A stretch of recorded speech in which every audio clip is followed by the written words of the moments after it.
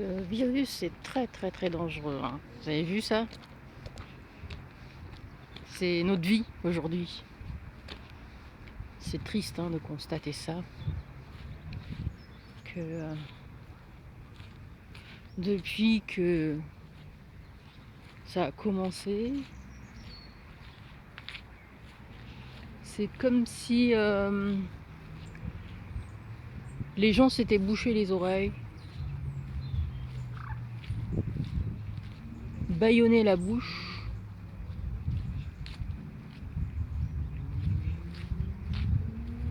et mis leurs mains devant leurs yeux. Voilà. Les gens n'ont pas voulu voir,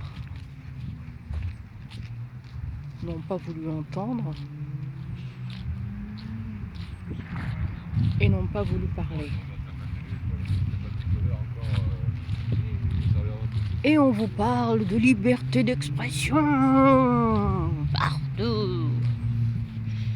Et oui. Salut à tous.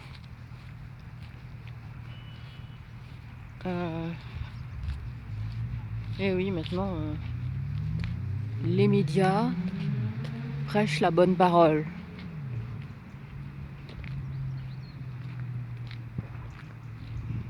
Les médias de ce monde de faux semblants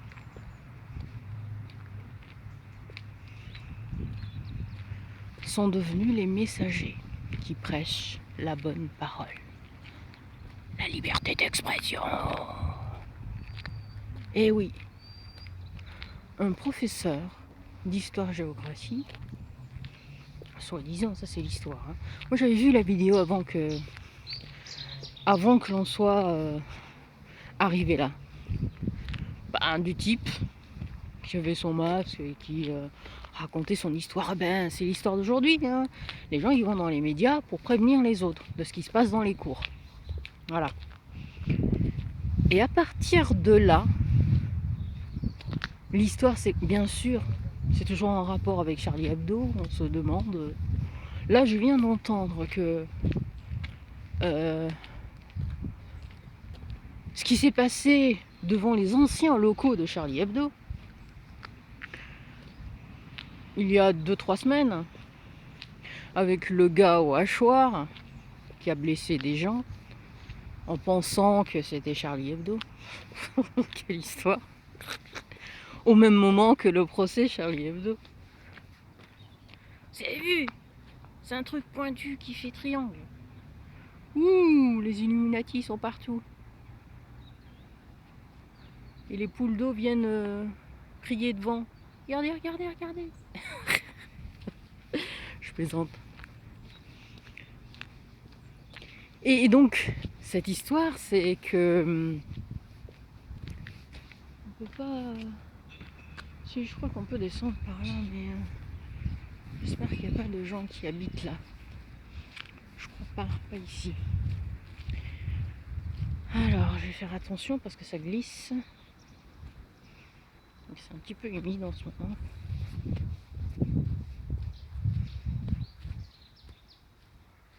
Ouais, c'est bien ça. C'est encore moi là. Là, je suis là.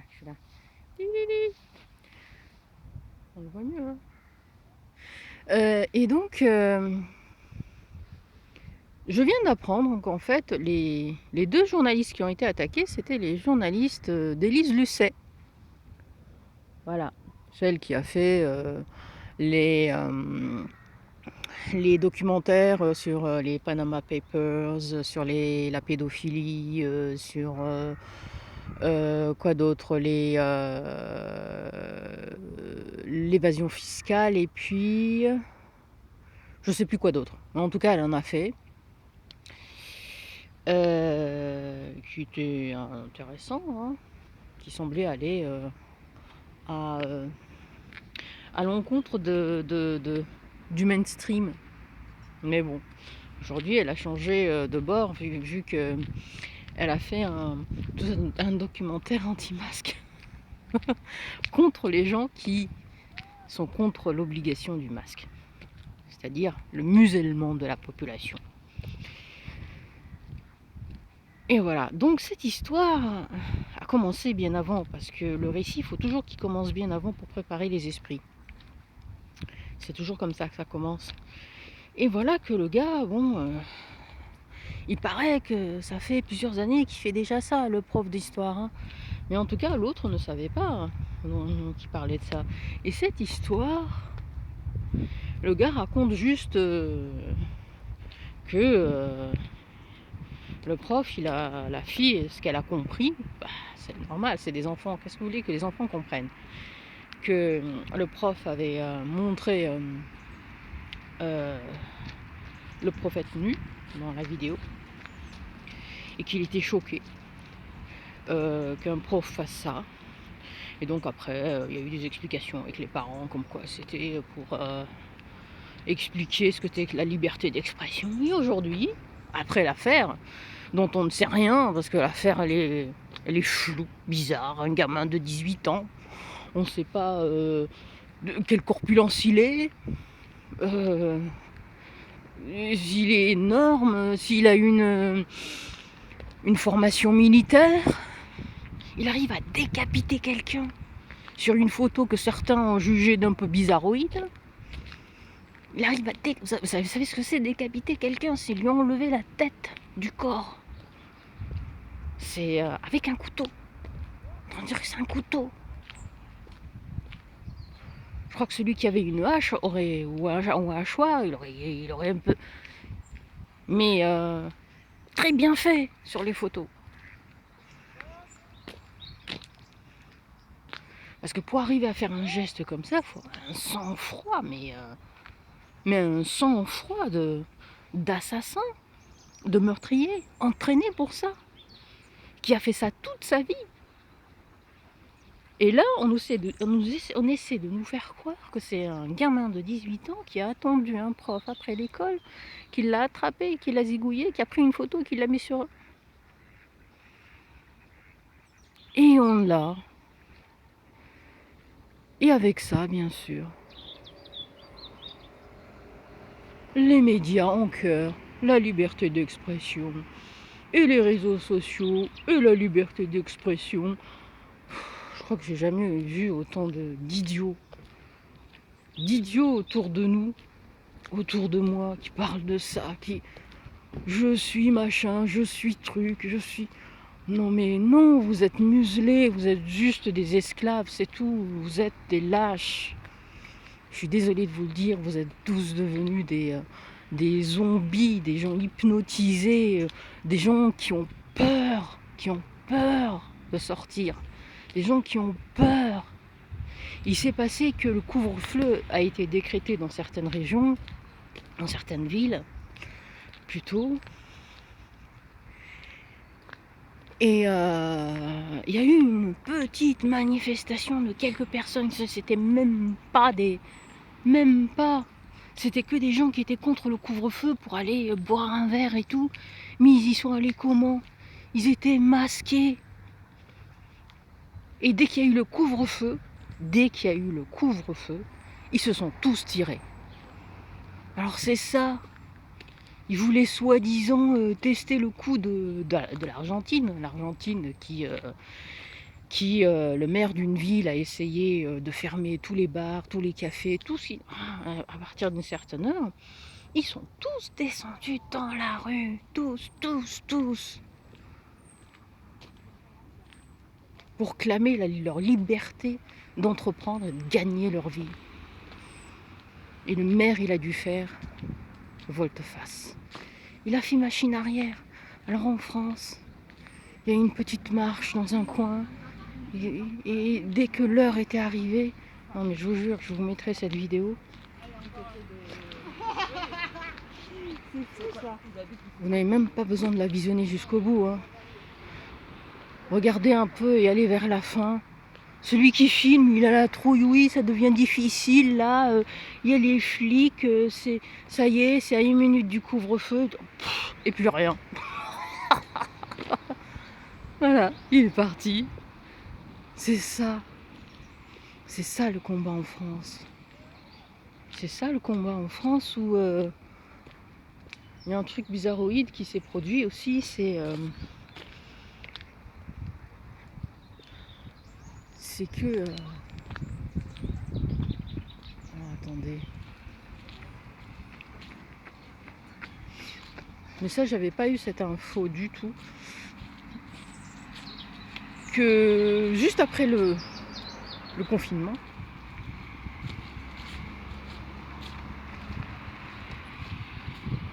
vous vous rappelez qu'il y a eu beaucoup de bruit autour du Black Lives Matter. Voilà. On a laissé faire une manifestation. Mais avant ça, il y avait les sans-papiers qui avaient défilé. Et là, juste un peu avant le couvre-feu, les sans-papiers et toutes les organisations autour ont eu le droit aussi de manifester. Étrange phénomène. C'est à suivre. Hein. Et là, il n'y avait pas de limite de manifestants. Hein. Je sais pas, il paraît qu'ils étaient beaucoup. Étrange.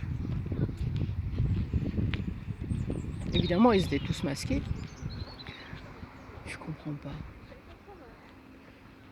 Bon, enfin bon, écoute. Et tiens,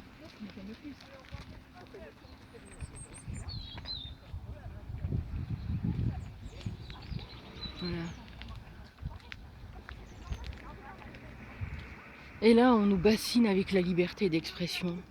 Alors qu'on nous a fait fermer notre gueule, qu'on n'a plus le droit de rien dire. On a le droit, on le dit, mais on est taxé de tout.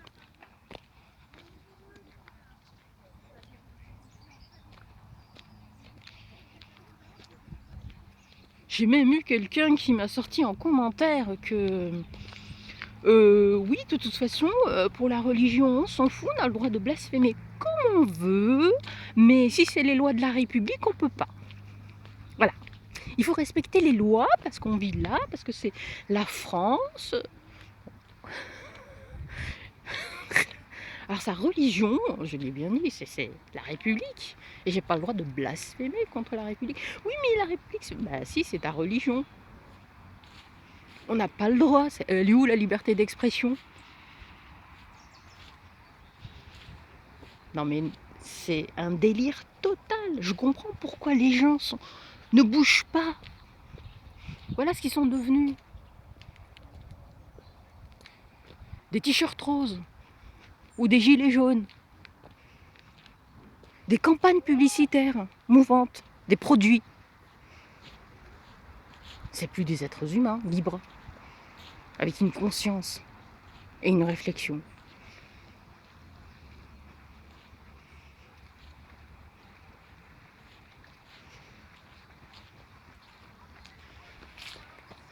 Qu'est-ce qui est magnifique cet arbre. Regardez ça. Il fait beau aujourd'hui. Il commence à faire froid mais il fait beau. Regardez ça. C'est beau, hein, ces arbres. Voilà ce qu'on est devenu.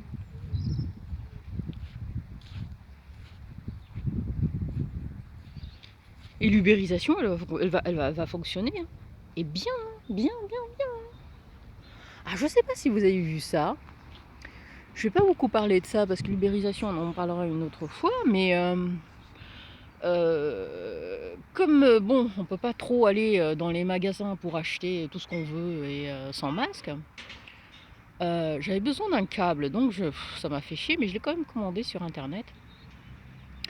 Et j'avais le choix. Du relais. Il n'y avait pas de livraison, mais j'avais le choix du relais. Bon, euh, le câble, il est à peu près à, on va dire, 5 €. Hein. C'était pas très cher. Hein. Donc, une livraison, c'est... Et là, donc, avec un relais, n'importe lequel, il fallait choisir. Là, hein. Donc, je choisis relais machin, pas très loin, pour que je puisse y aller à pied et tout. Et en fait, à partir de là, vous recevez des tas d'informations sur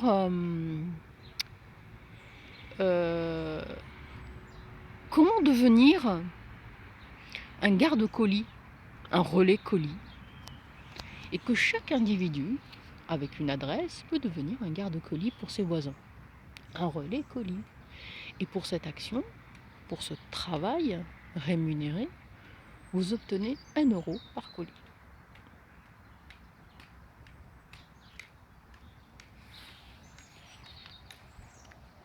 Et bien sûr,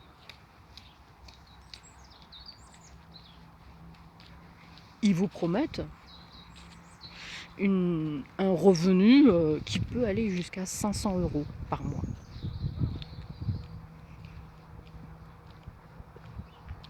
Ce qui est faux, en fait. Ce qui est faux parce que si tout le monde devient le relais de tout le monde, c'est des services que les gens se rendent, oui, j'ai est-ce que je peux, ok. Tous ces relais colis qui sont maintenant utilisés par les grandes enseignes style Amazon, ne vont plus être rémunérés puisque de toute façon on ne les rémunérera plus parce qu'ils prennent certainement une certaine somme d'argent, hein, certainement pas 1 € par colis, sinon ils seraient très très cons. Mais en augmentant le nombre de personnes qui prennent les relais, voilà, en augmentant le nombre de personnes qui prennent les relais, on devient tous des pauvres.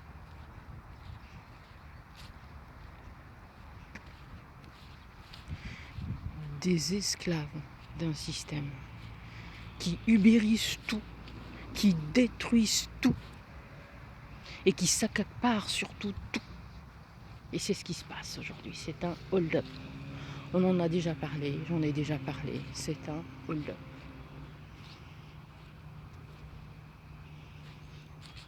C'est un hold-up international qu'on avait avec Raoul, Luarez, Ibrahim pendant toutes nos conversations durant les élections présidentielles. Et on en avait parlé. Je me souviens que j'avais fait une vidéo là-dessus et ça m'avait choqué, quoi.